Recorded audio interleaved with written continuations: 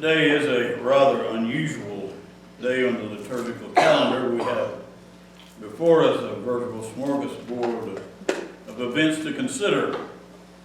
First of all, Luke tells us that in the days of her purification, according to the law of Moses, were accomplished, they brought him to Jerusalem, the baby Jesus.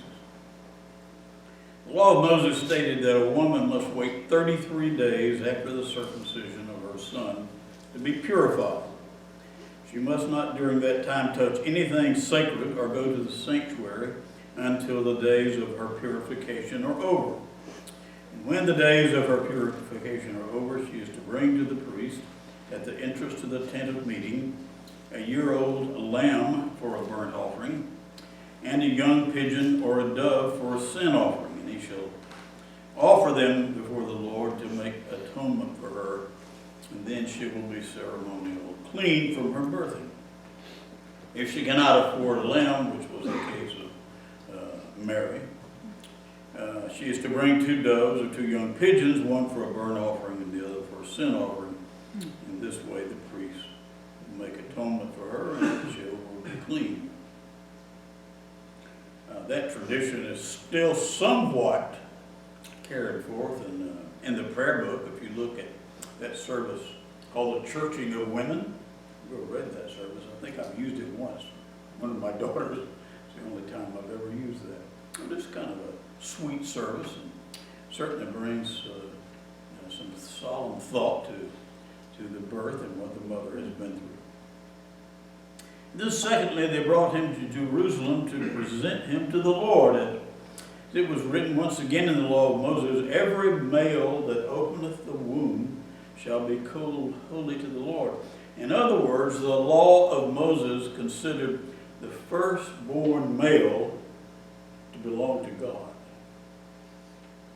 And then we're told in verse 23 that at the temple, the Holy Family were met by Simeon, an old man, to whom it had been revealed to him by the Holy Spirit that he would not die, for he had seen the Lord's Messiah. And this story continues as Simeon holds the baby in his arms and says that Jesus is the light of the world for the Gentiles.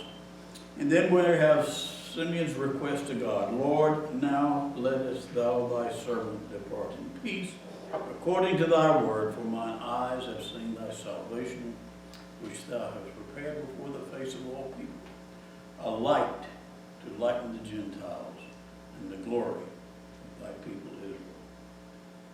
Now, Simeon there not only summarizes his thankfulness, but those words are also recognized in the prayer book as the Nunc Dimittis, used at evening prayer and in the service of Compline.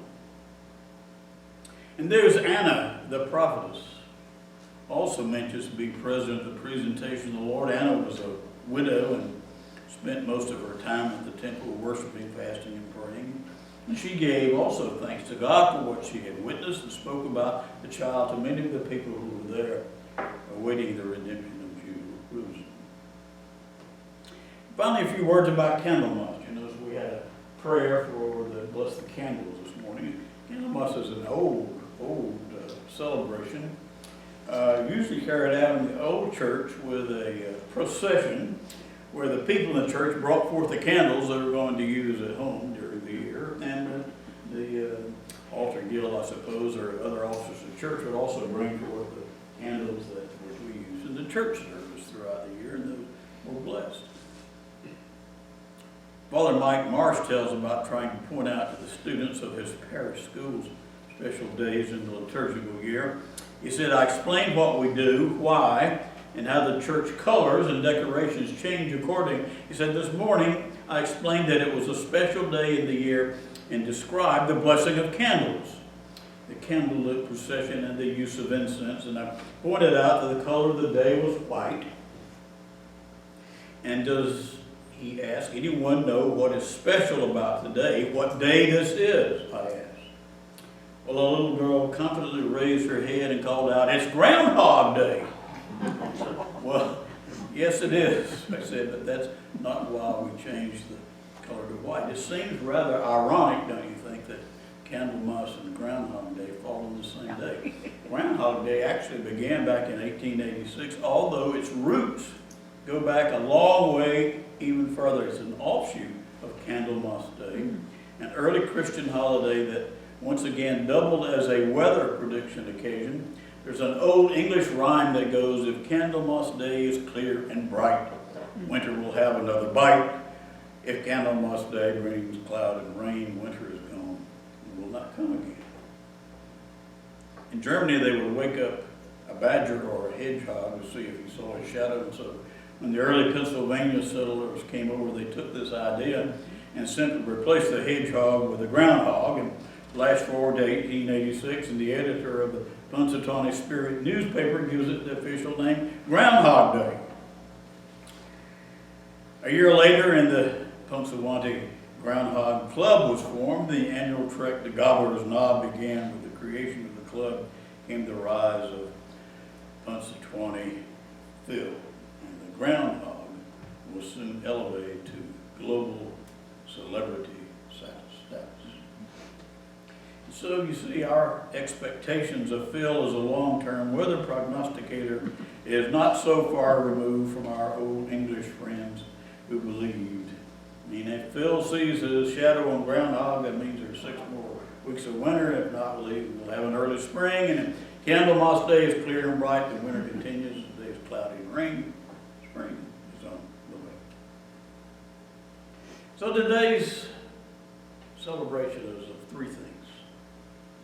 First, Christ's presentation of the temple, God's initiative to come and meet us where we are. And secondly, we celebrate old Simeon's deep and prayerful attentiveness to God's presence in the world.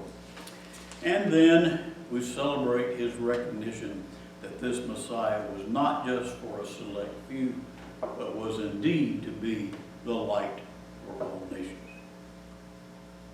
Those are 3 important things that we need to learn from this day. And just as the Christ child was brought into the temple from the outside, we must always recognize that Jesus is not just to be found in our sacred buildings, though we do come here and meet him in the Holy Communion, but he's to be found out there, everywhere, doing what he always does, drawing alongside all of his children. We might be surprised sometimes to find that God might be working on the outside and we should go and be with him there.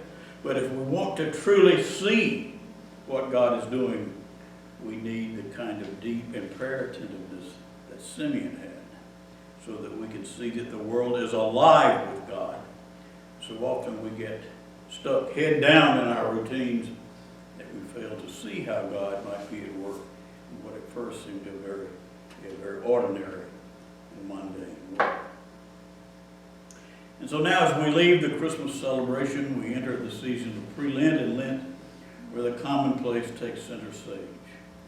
But this is not just a time to hold on until Easter, but an opportunity to be perfectly attentive to Christ, who promised to be with us even to the end of time. And finally, we must act out what we believe, that this light of Jesus Christ is indeed the light for all people, and we must carry it out in a world that is so longing to be free from darkness. You remember that old Sunday school song, "This little light of mine, I'm going to let it shine. Don't let the Satan blow it out. Let it shine till Jesus comes. Let it shine, let it shine, let it shine." And old Simeon had it right. Jesus is the light of the world for the Gentiles and everybody else. Let it shine, let it shine, let it shine. There was a story a few years ago in Christian Age magazine. It seems that many years ago, during a great storm, a physician in a small town was called to go some 7 or 8 miles into the country to visit a sick child. It was evening and the snow was falling so rapidly that it soon blotted out the road and left him in sore danger of losing his way. And so reaching a farmhouse, he telephoned to the next one beyond, asking them to hang out a lantern. And they did so and sent the word on down to their next neighbor, who in turn spread the message. And so the doctor, with his horse and buggy, was enabled to drive forward through the storm, making his way from light to light until he reached the home where he was so sorely needed. I'll ask you, is that not a picture of the Christian life? We can each throw a little bit of light on that part of the road that runs by our own door to make sure that no one will miss the way because our light is not burning. So may each of these days be more Candlemas attentive and groundhog repetitive, and that we may one day proclaim with Simeon, "Mine eyes have seen thy salvation, which thou hast prepared in the sight of every people." And for that, thanks be to God. Amen. Remember,